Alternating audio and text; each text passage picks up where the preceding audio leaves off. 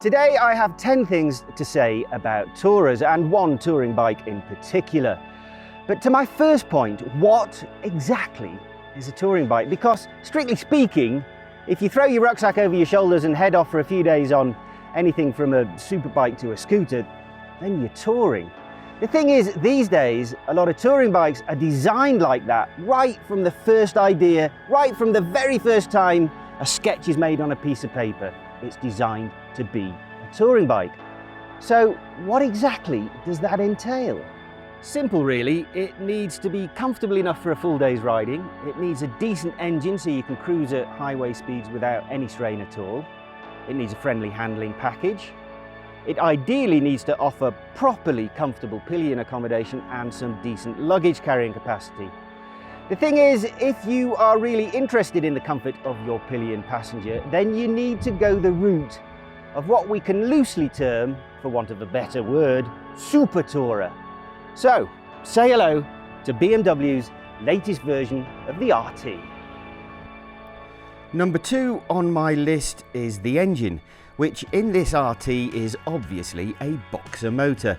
This legendary flat twin has now grown, across BMW's range, into a 1250. More significant than the slight increase in capacity is the addition of variable valve timing to the equation, which helps develop a serious 142 Nm of torque and a more than respectable 136 horsepower. These numbers translate into a super tourer that can easily lug around as much weight as you can throw at it, and when you've dumped all that weight at your destination, there's enough performance here for you to have a rewarding solo ride. Point number 3 is comfort, because obviously if a touring bike isn't comfortable, then it's failed at its job immediately. The RT, unsurprisingly, is very good. It's got lovely contoured seats, it's got lots of room for your arms and legs, and that goes the same for the passenger as well. And usefully for a super tourer, it has got 2 fantastic features that make comfort even better. The first is the electrically adjustable screen, so you can fine tune it, make sure you don't get any wind blast. And the second, not so obvious, is cruise control. It's so nice when you're riding for a whole day to be able to give your right arm and wrist a little bit of a rest. Number 4 I've put down as ease of use. When you're out touring and enjoying the lovely scenery and generally being as relaxed as you possibly can be on a bike, the last thing you want to do is actually think about having to ride the bike. The RT wins here because its engine, which is a flat twin, is low in the frame and it keeps the centre of gravity low, and that in turn really helps low speed handling. There are lots of other features here to help you forget about the actual job of riding. We've already mentioned the cruise control, but there's also a very useful auto blipper gearbox, which means you never even have to think about the clutch until you want to come to a complete stop.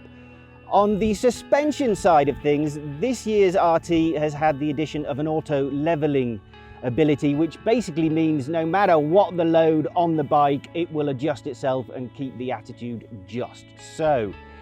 Riding modes and other handling characteristics can just be dialed in with the push of a button, so setting your bike up to your personal requirements has never been easier. The RT's hill start control also makes riding that much easier. So on a slope of more than 5 degrees, it acts like a car's automatic handbrake, so basically engages the front brake when you come to a stop and then only releases when you pull away. If you want to use it on slopes of less than 5 degrees, maybe you're just rolling back a little bit at the traffic lights, then a couple of dabs on the front brake lever will engage it as well. I really enjoy it. Very useful feature indeed. Oh, and one last thing. It's got shaft drive. No messy hassling with a chain, and that really does help ease of use. Number 5 is luggage. It either needs to have some, or at least the mounting points for some hard luggage, preferably both. The RT has got this covered with 2 big panniers that can be centrally locked via the key fob. They can also be removed really easily so you can carry your smart luggage into your hotel. I think it should have a top box as standard, but there is of course one available as an optional extra. This leads quite nicely into point number 6, which is pillion comfort. Now you may have noticed I don't have a passenger at the moment, but I have been on the back of this bike several times and it is, well, it's comfortable. What I did notice is that if you mess with the screen a little bit, then the passenger can actually get rid of most of the wind blast too, which isn't always the case on these Super Tourers. There's also heated seats, and that includes for the passenger, and they've got their own controls to sort that out as well. And if you're really interested in looking after your passenger, then I cannot recommend strongly enough that you get the optional top box, the one with the built-in backrest. It'll turn your passenger's riding experience from something that's merely bearable into something that's, well, properly blissful. We've already covered most of point number 7, which is gadgets. There needs to be a load of them on a Super Tourer, and as we've seen, the RT more than lives up to those expectations. Though I haven't mentioned BMW's iDrive car-like control system, which is excellent and gives you access to the onboard computer and the myriad features in there. But there's one gadget missing, and that's a major disappointment for me. The instruments are clean and neat, if a little too cluttered, and the little digital display is just about up to the job, but smart as they are, they look sort of old-fashioned now. I was expecting, as I suspect will most customers, a glorious big colour tablet display like you find on the GS. Where is it, BMW? On one of your more expensive models, this is a terrible, senseless omission. When we talk about point number 8, which is handling, it's worth mentioning the ride quality first, because that's so important on a touring bike, and the RT is just amazing in this respect. With its adjustable handling modes and suspension settings, it's on road at the moment, which is its most compliant, and it's a proper magic carpet level of ride quality. It just seems to flatten out all the bumps. You can even hit a pothole and you barely notice. But what's even better than that is at the simple push of a button or two, you can put it in a more dynamic mode and immediately feel the bike firm up a little bit, so then you can genuinely attack a series of corners and it quite enjoys it. The effect is to sort of shrink the bike around you because it starts to behave in a way that its size suggests it really shouldn't. It may be a Super Tourer, but the way you can hustle it through corners, I wouldn't have said this before I'd ridden it a decent amount, but I have to say it can sort of lay claim to being a bit of a sporting tourer as well, and I didn't expect that. The penultimate point, number 9, is the looks. Does it need to be good looking? Not really, I suppose, which is good news for the RT because, well, it isn't really very pretty, but it undoubtedly does have a kind of imposing presence. The 10th and final point that I want to make is about size and does it matter? The age-old question, and in the case of the Super Tourer, the answer is yes, it really does matter. If you want to enjoy all the elements of a touring bike that we've mentioned so far, then you need a big package. That sounded a bit more weird than I meant it to, but you know what I mean. You need loads of space for you and your passenger. You need a big screen for wind protection. You need a big engine, and you need a big seat. And ultimately, you're going to need a big wallet. The RT is in the midst of a super touring boom. So the question is, can it really compete with the other bikes in the class?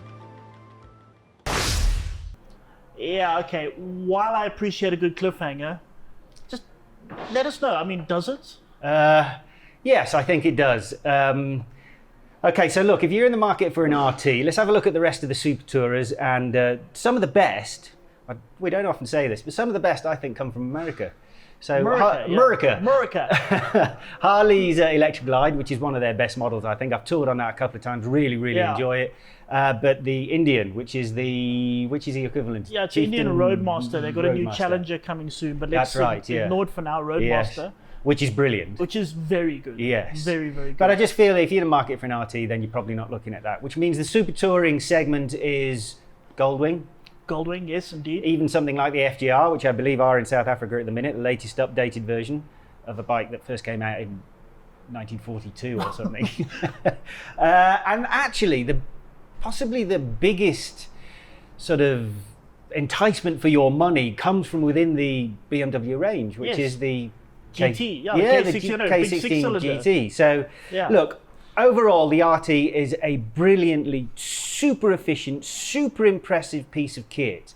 However, you often talk, what is it you say? A bike needs to... It needs to have fire, soul. Yes, it needs to light your fire, and I'm Yeah. sorry, for me, the RT just doesn't do that. Yes, it's brilliant at everything that it does, but no. So for me, look, you're looking at about base 250 grand or so for the RT.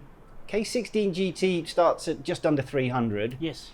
I would, well, even forget a new one. I think personally, I would rather have the lighting fire capabilities of a K16 GT and that wonderful engine second-hand. I'd get a year-old one for whatever you can save. Well, okay. I mean, I agree with you. Why would you want a boxer motor? I mean, now BMW kind of play on that, and Some people love them though, don't they? To their credit, I mean, there are people who want to grab it. They love the boxer. In that form, I don't quite think so. I mean, GSs and all of that, great. Yeah. But as a touring, I want a big six-cylinder motor. It sounds Absolutely, magnificent. absolutely. And you say, yeah, second-hand ones. I mean, we are in a sort of second-hand motorcycle A shop. mecca of a, yes. There are 3 of them over there. I had a Is look there really? I had a look Okay. at the price on one of them. 1 year old. Yes. No, sorry. 2018 Yes. K1600 GT Yeah. in red. 5,000 kilometers on the clock. That's barely run in. 195 grand. What? And that's with kit on it. So you're probably saving close to 200,000 rand. What? And it's Oh, well, that's just a no-brainer. I would definitely rather have a second-hand version like that and save myself some money over the RT. Yeah. And there is just one thing I want to mention about the RT. I did mention it in the piece there, but the clocks are kind of, you quite like them, don't you? I'm not quite, okay, yeah. The other models in the sort of range, the Boxer and R range, have got the They've all got the dash. TFT, yeah. But you sit down in the RT and it's kind of like this, it's, you know, it's got these old school clocks and it's got this sort of, how should we say, it's like walking into somebody's home and seeing an old grandfather clock and you kind of go, yes. It's quite a nice analogy, but still, on what is effectively a range topper or close to the top of the range for BMW, I expect the TFT dash on there. I think it's a major omission. But yeah, it still holds its own. Would I buy one personally? No, I mean, I can't believe it. 195 grand for something that's a year and a half old with 5,000 Ks on the clock. That's amazing. K16 GT is the way to go. Or an electric glide. Or a Roadmaster from Indian. I hope that's helped. See you after the break.